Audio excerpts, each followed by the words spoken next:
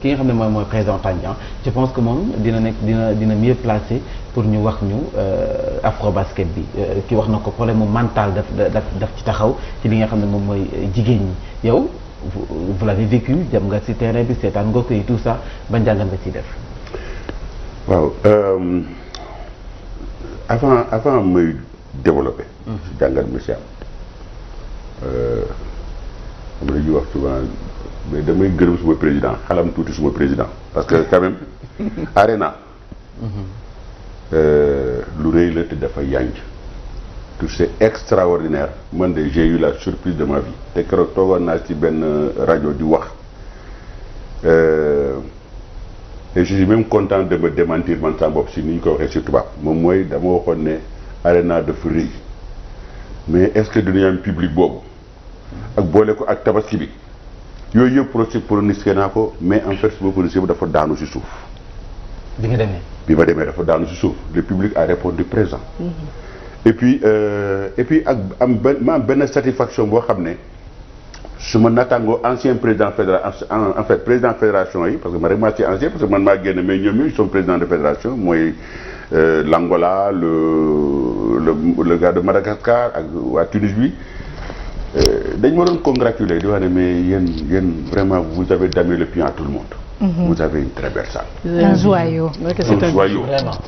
Et ça il faut dire que Macky Sall il a damé le pion à tout le monde même nous les férus du basket xam nañu basket il a damé le pion à tout le monde parce que musuñu xalaat ne que Sénégal il y avait autant de spectateurs nga xam ne am nañu engouement ci basket. Ci basket. Parce que boo demee ba stade bi am 17 000 places. Et on a dit qu'il y a eu 14 000 billets de fabriqués. Je ne crois pas à ça. Il y a eu dans ce stade-là, ce jour-là, il y a eu plus de 20 000 personnes. Il y avait 5 000 personnes. Une activité. Il y aurait des billets. Alors quand on me dit qu'on a fait 14 000 billets, je n'y crois pas. Il ne faut pas que nous n'arrivions. Je suis imprimeur là.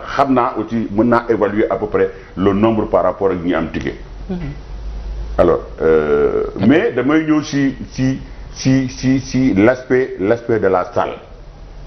Non, c'était très très joli et moi j'étais content et puis je bombais le torse devant mes amis présidents de fédération et tout ça pour wane ne exactement que ñun Sénégal dañu am vision dañu am culture basket. ba pare suñu président ñëw tegal ñu loo xam ne maintenant dafa gën a rehausser suñu culture basket. Et ça a toujours été une revendication du mouvement sportif. Oui. Am une salle digne de ce nom par rapport à fi basket Sénégal tollu. Cette revendication là moi en tant que président j'ai eu à le faire avec ses prédécesseurs. Absolument.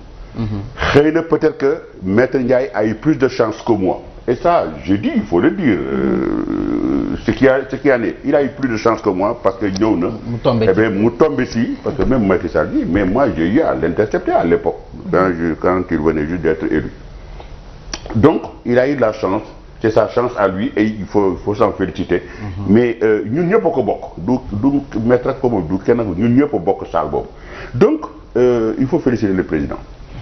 Et puis aussi féliciter un peu j'ai pas l'habitude de le faire mais pour une fois je le fais féliciter un peu la fédération. J'ai pas l'habitude là. C'est que président mais non je suis très démocrate. Féliciter un peu la fédération parce que ils ont osé poser le problème de l'afrobasket au président et le président l'a accepté. Nous on les a traités à la limite d'irresponsables à l'époque parce que c'était trop près, il n'y avait pas de délai. On ne savait pas quelle équipe on allait présenter, quelle préparation on allait faire. Et moi, je pense qu'aller dans l'euphorie d'une salle de basket et puis poser la candidature du Sénégal parce que la Coupe du Monde était là, nous président. Moi, je dis c'était prématuré. Moi, je dis ils ont osé. Ils ont fait preuve ils ont réussi, c'est bien. Je les félicite parce que ça a permis d'abord de savoir que le public sénégalais en basket est toujours là. Ça a permis de tester un peu cette formidable salle que le président a faite.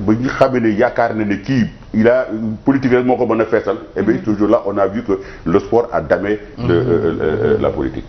Donc, ça a été une bonne chose et il faut dire que, à tout seigneur, à tout honneur, on leur doit ça. Il faut leur donner. Mais ça ne veut pas dire que nous devons les faire.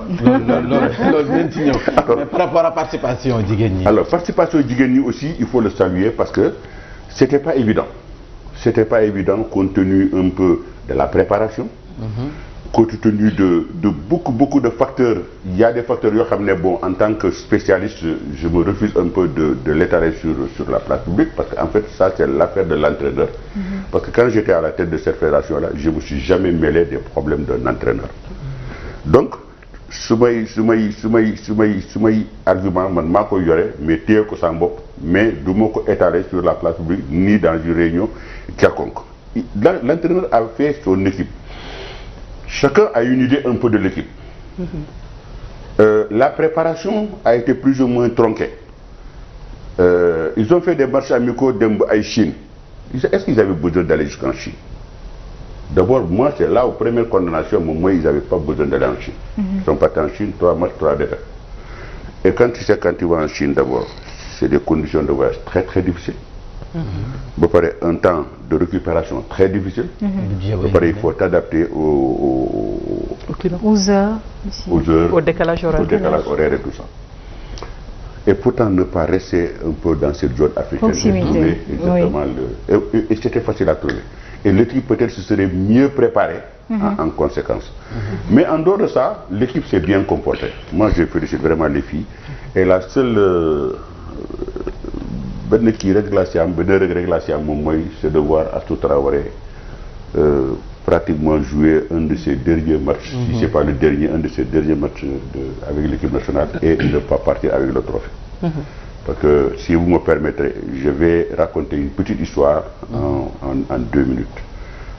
Quand on était parti à Maputo en 2012, Astou Traoré, vous savez, on était pratiquement sûr de gagner, de venir à cette coupe-là. Si le Jojo gagne. Mme Jojo. Si la dame gagne. Tous les observateurs qui étaient là-bas, président angolais, président Mozambique, président, cette fois-ci, vous allez venir, vous allez partir avec la coupe. Si le Mme Jojo gagne. Et ça a bouleversé tout. Et finalement, on a perdu en demi-finale. Ce jour-là, Bini perdait. Astou Traoré. Je pense qu'elle m'écoute. Il gymnase bi ba si hôtel bi distant de 200 mètres si biir vestiaire yi dafa jooy ba si hôtel bi ma téye ko sama mbagg fii ma bokk ko téye ko sama mbagg fii dafa jooy ba ñu dugg si biir hôtel bi ba dugg si ascenseur ba ma yóbbu ko si biir néegam mu toog mu ne ko pourquoi lan ngay jooy lan la qu'est-ce qu'il y a mu ne mon président man je pensais que j'allais raccrocher avec une coupe d'Afrique parce que dafa yaakaar ne dernière coupe d'Afrique comme la doon joué. En 2012 déjà. mën na ko regarde ba xool yëkkati sa bopp nga xool mu baax mu ne ko da nga am benn classe dimension boo xam ne mondial amul kenn benn africaine bu la dàq basket te match de coupe d'Afrique tu vas en gagner et tu vas en faire au moins un minimum entre 2 et 3 coupes d'Afrique.